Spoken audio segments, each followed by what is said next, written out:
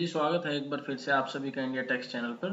Tax related updates पाने के लिए आप हमारे चैनल को सब्सक्राइब कर सकते हैं। तो चलिए आज बात करते हैं कैसे हम अपनी आईटीआर को फिल कर सकते हैं, जहां पे हमारे इनकम जनरेट हो रही हो सैलरी से, प्लस शेयर ट्रेडिंग से, म्यूचुअल फंड से, क्रिप्टो से। इसके साथ साथ अगर आपकी एग्रीकल्चर इनकम है तो भी।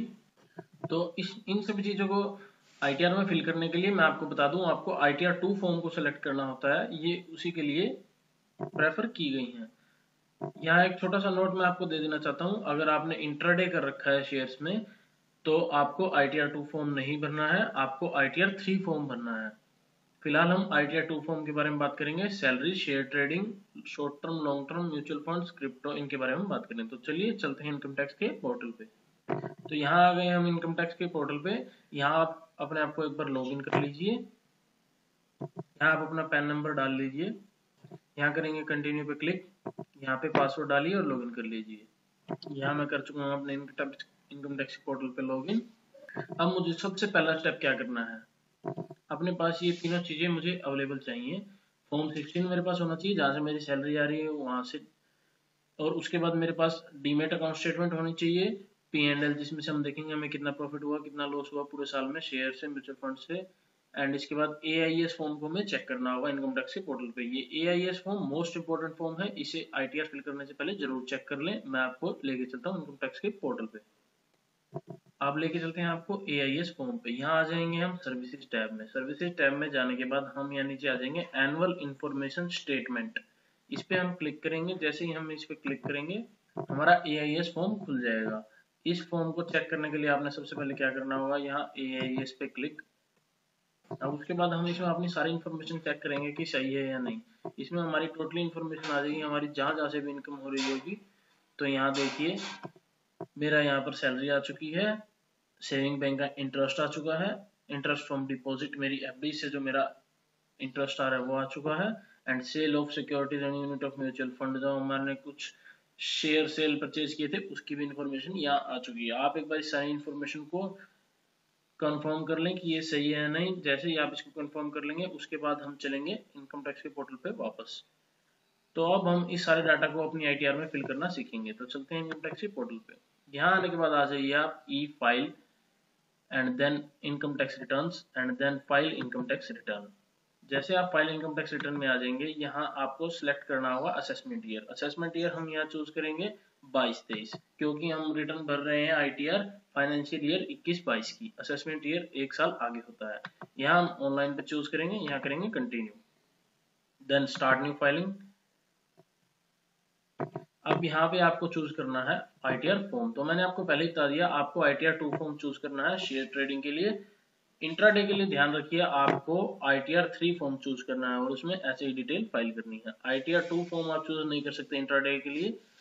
तो यहाँ short term long term gain के लिए आप आईटीआर 2 फॉर्म को चूज करें। तो proceed with ITR 2 and then let's get started. यहाँ पे हम आ जाएंगे taxable income is more than basic resolution limit पे, देन करेंगे कंटिन्यू एंड देन नेक्स्ट हम नीचे आ जाएंगे। हमें यहाँ कुछ शेड्यूल्स फिल करने होंगे। इसको अगर हम एक बार कर लेंगे तो अगर आगे हमें वही कॉलम मिलेंगे जो हमें फिल करने होंगे। फालतू के कॉलम हम यहाँ से हटा देंगे। तो यहाँ मैं यहाँ इनकम पे क्लिक कर रहा हूँ। तो सैलरी पे मुझे यहाँ टिक करके रखना है, कैपिटल गेन पे यहाँ मुझे टिक करके रखना है, क्योंकि मेरा short term long term capital gain आएगा। ये मैंने यहाँ लॉन्ग टर्म के लिए क्लिक कर रखा है। उसके बाद मैं नीचे आ जाऊंगा अदर सोर्सेज, यहाँ मैं शेड्यूल स्पेशल इनकम को हटा दूंगा क्योंकि मेरा कुछ है नहीं ऐसा स्पेशल इनकम। और अब हम नीचे आ जाएंगे। अब यहाँ एक चीज देखिए, शेड्यूल्स एग्जम्प्ट इनकम। अगर मैं मेरी कोई एग्रीकल्चर इनकम है तो मैं यहाँ इसे सेलेक्ट करूंगा। अगर कोई मेरी एग्रीकल्चर इनकम नहीं है या फिर कोई एग्जम्प्ट इनकम नहीं है तो मैं इसे डिसेलेक्ट कर दूंगा। अब मैं नीचे आ जाता हूँ नेक्स्ट डिडक्शन वाली टैब पे। इस टैब में मैंने अगर कोई डोनेशन किया है तो यहाँ ATG मुझे फॉर्म फिल करना होगा, मैं यहाँ टिक कर दूंगा। अगर मैंने कोई डोनेशन नहीं किया तो मैं यहाँ नहीं करूंगा। उसके बाद 80D पे मैंने यहाँ क्लिक कर रखा है, किस चीज के लिए, कोई मेरी मेडिकल पॉलिसीज है उनके लिए, तो मैंने यहाँ 80D पे क्लिक किया हुआ है। एंड देन चैप्टर 6 है, ये क्या है आपका, इसमें सब कुछ इंक्लूड हो जाएगा। 80C 80E, जैसे कि आपकी 80C में आपकी LIC की पॉलिसीज हैं या आपने PPF अकाउंट में पैसे जमा कराए हैं तो उसकी डिडक्शन 1.5 लाख तक के लेने के लिए आपको यहाँ टिक करना होगा।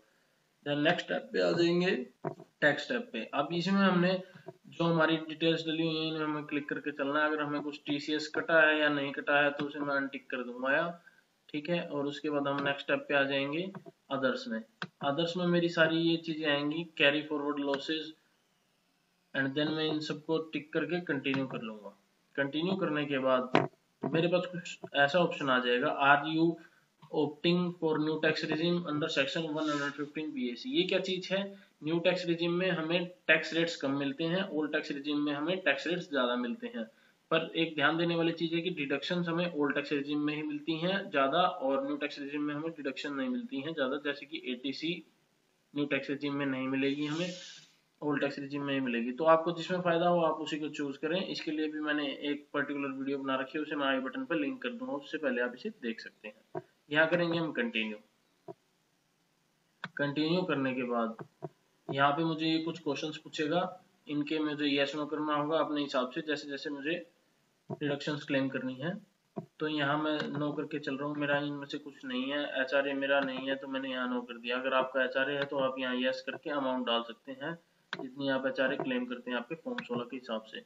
मेरा यहाँ नहीं है तो मैंने नो कर दिया है, आप डाल सकते हैं। अब नीचे आ जाएंगे, इसमें मेरा भी कुछ नहीं है, नो एंड देन कंटिन्यू। ये मेरी कुछ डिटेल्स है जो ऑटोमेटिक फिल हो चुकी है मेरे यहाँ। तो इनको मैंने देखना है कि मैं इन चीज इन्फॉर्मेशन से एग्री हूँ या नहीं, मेरी ये इन्फॉर्मेशन ठीक है या नहीं। मेरी ईटीसी डली हुई है 1,50,000 की, एटीसीसीडी 2 टायर 2 अकाउंट में मेरे एनपीएस में पैसे जमा थे, उसके लिए मेरा यहाँ इन्फॉर्मेशन आ गई है। अगर मैं इससे डिसएग्री हूँ तो नो करके मैं इसे चेंज भी कर सकता हूँ, एग्री हूँ तो मैं यस कर सकता हूँ। अब नीचे आ जाएंगे, हम कंटिन्यू करेंगे सारी चीजों को। तो यहाँ देखिए लास्टली हम अपने फॉर्म पे आ चुके हैं। अब हम इस फॉर्म को पूरे को फिल करेंगे, तो हार्डली 10 to 15 मिनट्स लगेंगी, पर ध्यान से इसे फिल करना है और आईटीआर को फाइल करना है। तो इसके लिए हमें सबसे पहले जनरल इन्फॉर्मेशन टैब पे जाना होगा। इसमें हमें अपनी ये चारों टैब चेक करनी होगी और इस टैब को कंफर्म पे क्लिक करना होगा। तो एक बार अपनी सारी इन्फॉर्मेशन यहाँ से चेक कर लें। यहाँ फाइलिंग सेक्शन एक बार चेक कर लें, return filed before due date and then new tax regime no. इसके बाद आपको यहाँ डालना होगा कि आप यहाँ रेजिडेंट हैं इंडिया के, एंड देन 182 डेज से ज़्यादा आप इंडिया में रहते हैं। और इसके बाद आप नीचे आ जाएंगे, details of directorship no, details of unlisted equity shares no. यहाँ एक बार आप अपनी बैंक डिटेल्स को चेक कर लें, क्योंकि अगर आपका कुछ रिफंड होगा तो इन्हीं बैंक्स में आएगा। और इसे यहाँ नॉमिनेट फॉर रिफंड पे क्लिक कर दें। और ध्यान रखें आपको रिफंड के लिए बैंक जरूर वैलिडेट होना चाहिए आपका, इसके बिना आपका रिफंड नहीं आएगा, रह जाएगा। रिफंड रेशियो को रिक्वेस्ट लगानी पड़ेगी बाद में। यहाँ करेंगे कंफर्म पे क्लिक। तो यहाँ देखिए मेरी पहली टैब कंफर्म हो चुकी है। ऐसे ही मुझे इन सारी टैब्स को कंफर्म करना है और उसके बाद मैं अपनी आईटीआर को फाइल कर दूंगा। यहाँ शेड्यूल सैलरी पे क्लिक करेंगे। अब आपकी जितनी भी सैलरी आई है आप उसको यहाँ एक बार मेंशन कर सकते हैं। इसके लिए आपको एड डिटेल्स ऑफ ब्रेकअप में जाना होगा। पहली बात तो ये ऑटोमेटिकली आ जाएगी, अगर नहीं भी आती है तो आप इस सारी टाइप को फिल कर देंगे। अपने एम्प्लॉयर का टैन नंबर, अपना एम्प्लॉय का जहाँ आप काम करते हैं, और उसके बाद सिटी, टाउनशिप, पिन कोड, और उसके बाद आपको यहाँ डालनी होगी नेचर ऑफ सैलरी। यहाँ आप बेसिक सैलरी सिलेक्ट कीजिए और फॉर्म 16 में आपकी जितनी भी सैलरी है उसको यहाँ डाल दीजिए। तो मैं अपनी यहाँ सैलरी डाल देता हूँ। ये फॉर्म मैं आपको एक एग्जांपल के तौर पे भर के दिखा रहा हूँ कि कैसे कैसे डिटेल सारी फिल होती हैं। यहाँ मेरे परक्यूजिट्स कुछ नहीं है, मैं इसको यहाँ से डिलीट कर दूंगा। अब नेक्स्ट आ जाएंगे हम नीचे सारी टैब्स को। यहाँ मेरी टोटल सैलरी नीचे आ चुकी है, जो मुझे सैलरी मिली थी, मैं इसे यहाँ सेव कर दूँ। तो जैसे ही मैं यहाँ कंफर्म पे क्लिक करूँगा देखेंगे मेरी ग्रोथ सैलरी की टैब फिल हो चुकी है। इसके बाद मैं नीचे आ जाऊँगा, मेरी यहाँ टोटल सैलरी आ रही होगी। यहाँ डिडक्शंस मेरी हैं जो वो मैं चेक कर लूँगा। यहाँ मुझे स्टैंडर्ड डिडक्शन मिल जाती है एक तो 50,000 रुपीज़ की, यहाँ आप देख रहे हैं, इसे चेक कर सकते हैं। और इसके बाद आपको प्रोफेशनल टैक्स अगर आपको कुछ लग रहा है तो यहाँ वो फिल हो जाएगा। मुझे यहाँ प्रोफेशनल टैक्स चार्ज होता है तो मेरा ऑटोमेटिकली फॉर्म 16 में भी आ रहा था, तो यहाँ मैंने मेंशन कर दिया है। ये जनरली महाराष्ट्र स्टेट्स में लगता है। यहाँ आप करेंगे कंफर्म। कंफर्म करने के बाद हम दोबारा अपनी इस विंडो पे आ जाएंगे। अब जो नेक्स्ट सबसे मेन टॉपिक है, यहाँ आपकी सैलरी तो डल चुकी है, अब हम आते हैं अपनी शेयर ट्रेडिंग वाली चीजों पे। तो यहाँ शेड्यूल कैपिटल गेन पे आपको क्लिक करना है। शेड्यूल कैपिटल गेन पे क्लिक करने के बाद आपको मैं जोन से ऑप्शंस बताऊंगा, उन पर क्लिक कीजिए। एक चीज ये देखिए, सेक्शन 11A ये होता है हमारा शॉर्ट टर्म कैपिटल गेन के लिए, और ये हमारा सेक्शन 112 है, ये होता है हमारा लॉन्ग टर्म कैपिटल गेन के लिए। तो मेरे यहाँ केस में शॉर्ट टर्म लॉन्ग टर्म आपको दोनों करके दिखाऊंगा। तो मैंने इन दोनों पर टिक किया एंड देन कंटिन्यू। तो इसके बाद कुछ इस तरह की टैब आपके आगे ओपन हो जाएगी। ये जो फर्स्ट ऑप्शन है इसमें हमें डालना होता है शॉर्ट टर्म का शेयर्स, एंड देन जो ये सेकंड ऑप्शन है इसमें हमें डालना होता है लॉन्ग टर्म का। तो मैं यहाँ शॉर्ट टर्म के लिए आपको दिखाता हूँ कि कैसे डलती है इन्फॉर्मेशन। तो इस टैब पे क्लिक करने के बाद आप यहाँ एड डिटेल, आपके पास कुछ ऐसी विंडो ओपन हो जाएगी। इस विंडो को ओपन होने के बाद आपको यहाँ सेक्शन 111A पे टिक करना होगा। जैसे ही आप सेक्शन 111A पे टिक करेंगे आपके पास डिटेल डालने का कॉलम आ जाएगा। अब यहाँ देखिए आपको क्या डालना है, फुल वैल्यू ऑफ कंसीडरेशन। यहाँ पे आपको क्या वैल्यू डालनी है जो आपने टोटल सेल करी पूरे साल में शेयर्स की। तो मैं आपको एक बार दिखा देता हूँ P&L स्टेटमेंट, डीमेट स्टेटमेंट कैसे होती है और कैसे यहाँ फिल होती है। तो देखिए मेरी जीरोधा की स्टेटमेंट है, कुछ इस हिसाब से आपकी भी निकल जाएगी जीरोधा के अकाउंट से, आपके डीमेट से ऑनलाइन।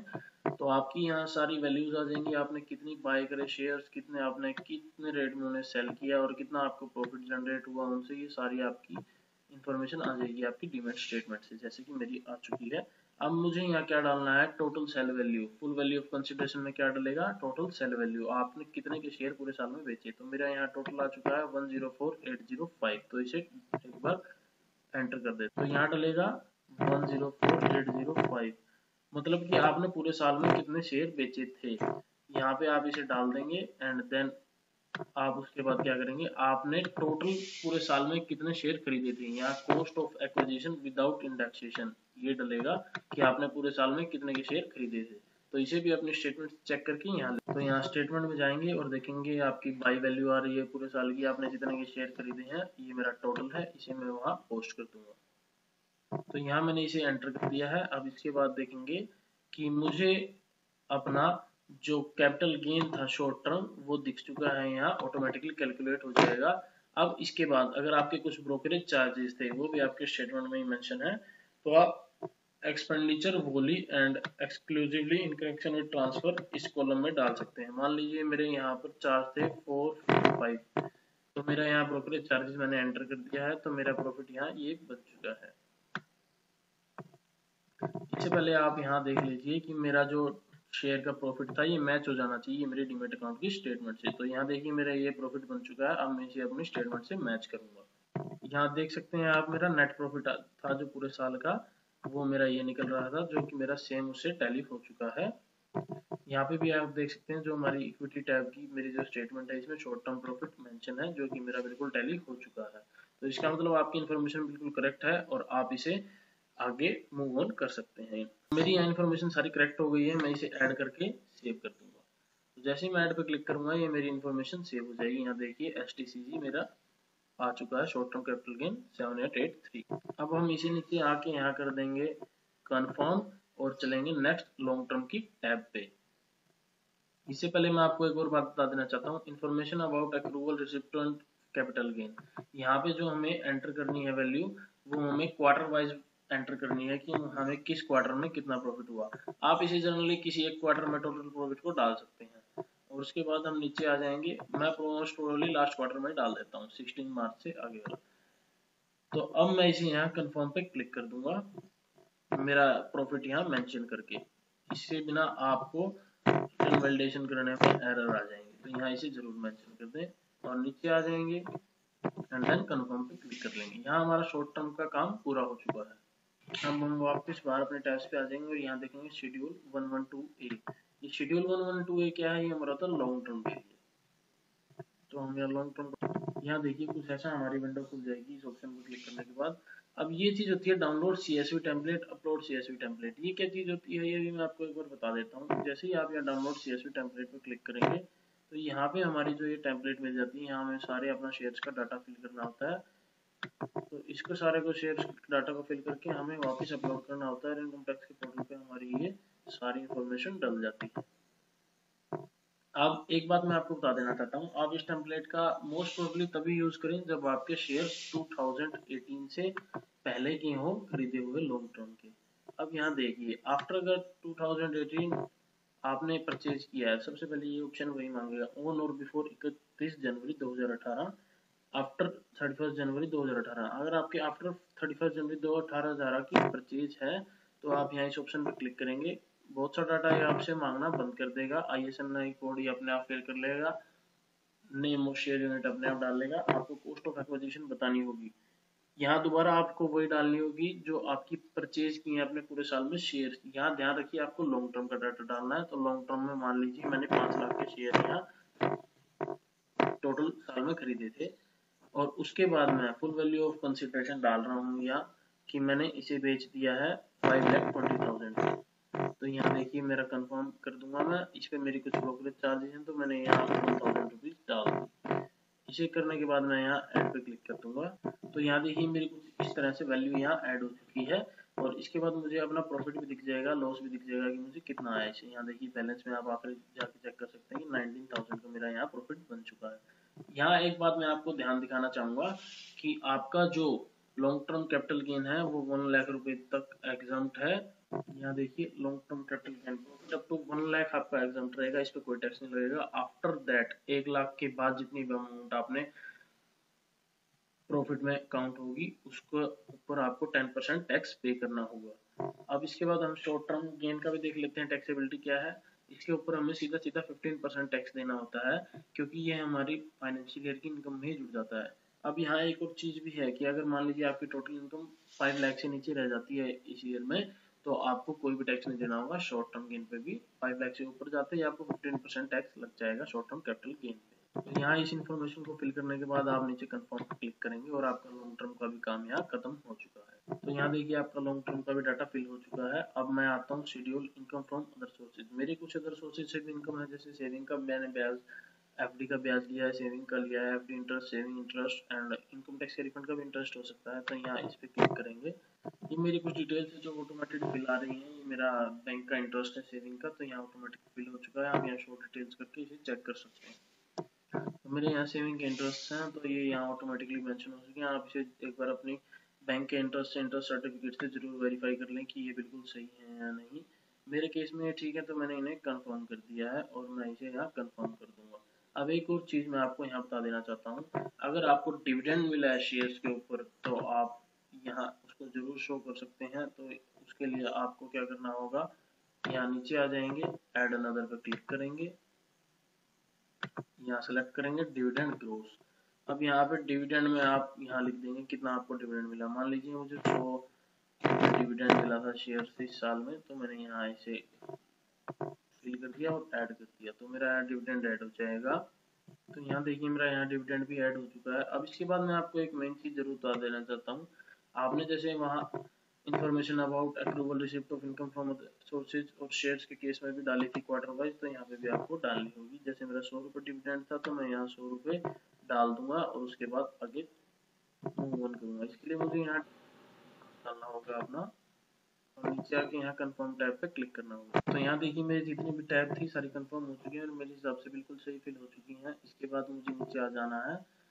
ये जो मेरे 3 ऑप्शन है इन्हें आपको खोल के सिर्फ कंफर्म करना है और अपनी इन्फॉर्मेशन जो इनमें आएगी उनको चेक करना है कि मेरी इन्फॉर्मेशन सही है या नहीं। तो चलते हैं इनमें ऑप्शन। तो यहाँ देखिए मेरी सारी सैलरी आ चुकी है, शॉर्ट टर्म कैपिटल गेन आ चुका है, लॉन्ग टर्म कैपिटल गेन आ चुका है, उसके बाद मेरी अदर सोर्सेज सेविंग का इंटरेस्ट आ चुका है, डिविडेंड आ चुका है। यहाँ मैं इसे कंफर्म करूंगा कि मेरी इन्फॉर्मेशन ठीक है। ऐसे ही नेक्स्ट अब आप इन दोनों टैब्स को भी कंफर्म कर लेंगे। अब मेरी कोई मेडिकल पॉलिसी है तो मैं यहाँ शेड्यूल 80D में उसे ऐड कर दूंगा। अगर मेरी कोई मेडिकल पॉलिसी नहीं है तो मैं उसे यहाँ ऐड नहीं करूंगा। उसके बाद आ जाएंगे शेड्यूल 6A में, जहाँ पे हमें अपनी ATC डालनी होगी और सारे NPS में कुछ पैसा जमा किया है तो वो सारी डिटेल्स यहाँ मेंशन करनी होगी। तो मेरी यहाँ डिटेल्स ऑटोमेटिक फॉर्म 16 से फिल होकर आ चुकी है। आप यहाँ एडिट करके इसे डाल भी सकते हैं। तो मेरी ये फॉर्म 16 में डिटेल्स थी जो कि मेरी ऑटोमेटिक मेंशन होगी। आपको ATC में डालने हैं तो यहाँ एडिट करके 1.5 लाख आप लिख दीजिए और 1.5 लाख आपकी यहाँ ऐड हो जाएगी। एंड इसके बाद ATC CD2 मेरा टायर 2 अकाउंट है, कुछ मैंने पैसे एम्प्लॉयर ने जमा कराए थे तो उसके लिए आ चुका है। उसके बाद यहाँ पार्ट CA क्या है, ये तीनों पार्ट आपको और भी कोई डिडक्शन ऐड करनी है, ऐड अनदर में जाके यहाँ टिक कर सकते हैं। तो मेरी ये डिडक्शन थी। टोटल डिडक्शन का अपना एक बार टोटल जरूर चेक कर लें कि आपको इतने की डिडक्शन लेनी थी एंड देन कंफर्म पे क्लिक कर दें। अब एक बार बात इस चीज की और कर लेते हैं। मैंने आपको यहाँ शॉर्ट टर्म का प्रॉफिट और लॉन्ग टर्म का प्रॉफिट दिखा दिया था, गेन दिखा दिया था। अब मैं यहाँ लॉस दिखाना चाहता हूँ। शॉर्ट टर्म में मुझे लॉस हुआ है, लॉन्ग टर्म में मुझे लॉस हुआ है, तो मैं कैसे दिखाऊंगा? तो आपको इसी टाइम में आना है शेड्यूल कैपिटल गेन। मैं आपको एक एग्जांपल उसके लिए और करके दिखा देता हूँ, ताकि आपको कुछ लॉस है तो आप उसे कैसे इंफॉर्मेशन डालें। यहाँ आ जाएंगे, देखेंगे आपकी शॉर्ट टर्म की और लॉन्ग टर्म की दोनों की इनकम आ रही होगी। अब मुझे यहाँ लॉस दिखाना है, तो मैं कैसे दिखाऊंगा? आपको एक एग्जाम्पल के तौर पर दिखा देता हूँ। यहाँ मैं इसे एडिट करता हूँ, तो यहाँ मुझे डाटा डालना होगा। अब मान लीजिए मुझे यहाँ पर 5 लाख रुपीज के मैंने यहाँ शेयर सेल करे थे शॉर्ट टर्म में, और उसके बाद मैंने यहाँ पर परचेज करी थी खाली 5,55,000 की।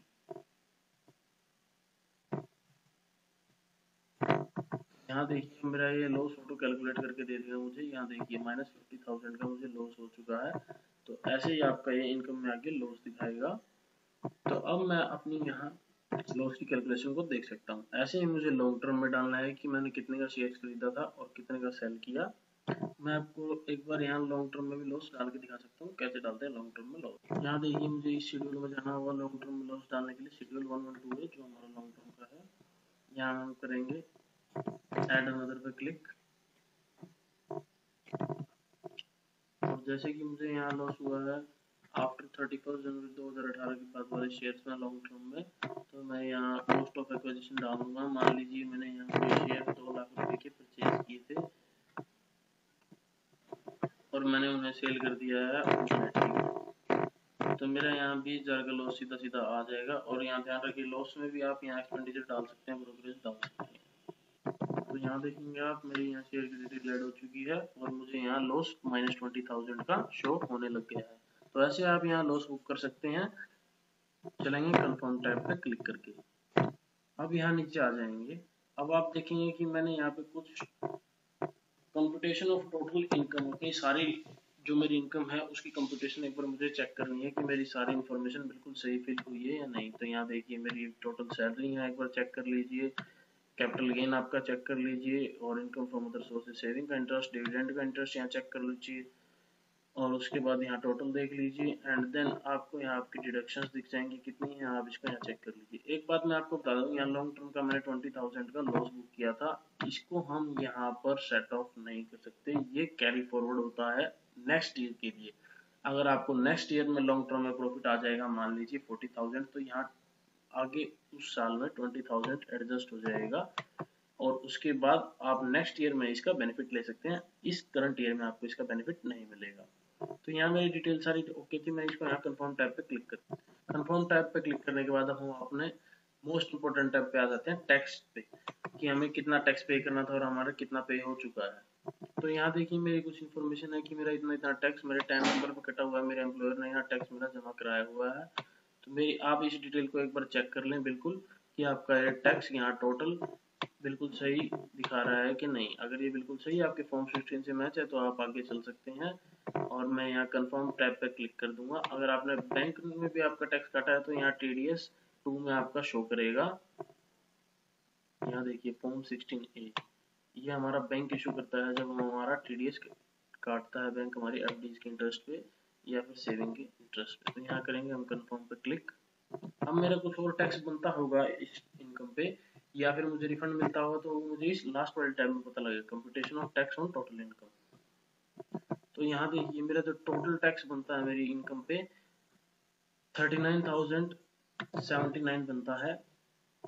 और मैंने यहाँ पे जो सेस है वो यहाँ लिखा ऑटोमेटिक आ जाएगा। ये टोटल मेरा टैक्स बनता है। इसके बाद जितना मैंने टैक्स यहाँ पे किया हुआ है, TDS कटा हुआ है, जो बचा हुआ है अमाउंट पेबल, मुझे यहाँ अमाउंट पे करना होगा। अमाउंट पे करने के बाद आपको चालान ऐड करना होगा और अपनी रिटर्न फाइल करनी होगी। यहाँ पे नाउ पे जाएंगे तो आपको चालान फिल करा कराया मिल जाएगा बिल्कुल। आपको नेट बैंकिंग से बस चालान पे करना होगा। जिस चालान के थ्रू मैंने टैक्स पे किया होगा उसे मैं यहाँ ऐड कर दूँ, एडवांस टैक्स एंड सेल्स। अब यहाँ देखिए मैंने कुछ थोड़ा सा 420 का एक्सिस टैक्स पे कर दिया, तो मुझे यहाँ रिफंड मिल जाएगा 420 का। एंड देन मैं यहाँ प्रीव्यू रिटर्न पे क्लिक करूंगा। यहाँ देखिए मेरा ये फॉर्म खुल जाएगा। इसके बाद प्रीव्यू रिटर्न करने के बाद इसको मैं एक बार दोबारा सारा चेक कर लूंगा कि मेरा फॉर्म पूरा फिल सही से हुआ है या नहीं। And then proceed to validation पे क्लिक करूंगा। ये लास्ट स्टेप है हमारा। तो यहाँ देखिए मेरे रिटर्न में कोई भी एरर नहीं है और मेरा पूरा डाटा वैलिडेट हो चुका है, वैलिडेशन सक्सेसफुल। अगर आपका कोई एरर है, यहाँ आपके पास एरर की लिस्ट आ जाएगी, उस पर क्लिक कीजिए, वो आपको वहीं ले जाएगा जहाँ एरर होगा और उसे ठीक करके यहाँ आ जाइए और वैलिडेशन सक्सेसफुल कीजिए। उसके बाद लास्टली हमें इसे प्रोसीड टू वेरिफिकेशन पे जाना है। जैसे ही आप प्रोसीड टू वेरिफिकेशन पे जाएंगे, ई वेरीफाई नाउ पे क्लिक करें। अगर आपके पास आधार OTP है या फिर बैंक से EVC करना चाहते हैं तो इसे आप कंटिन्यू पे क्लिक करेंगे और अपना आधार OTP यहाँ डालेंगे, I would like to verify Aadhaar करके, और इसके बाद आपकी रिटर्न फाइल हो जाएगी आधार OTP डालते ही। और लास्टली इसके साथ मैं आपको कहना चाहूँगा, अगर आपको कुछ भी चीज़ समझ में नहीं आ रही है तो एक्सपर्ट की सलाह जरूर ले लें, गलत रिटर्न मत फाइल करें, नोटिस आने के चांसेस होते हैं। इसी के साथ आपको अगर वीडियो अच्छी लगी, इन्फॉर्मेटिव लगी और आगे आप अपडेट्स पाना चाहते हैं इनकम टैक्स के रिटर्न के लिए, तो आप हमारे चैनल को सब्सक्राइब कर सकते हैं। Thank you.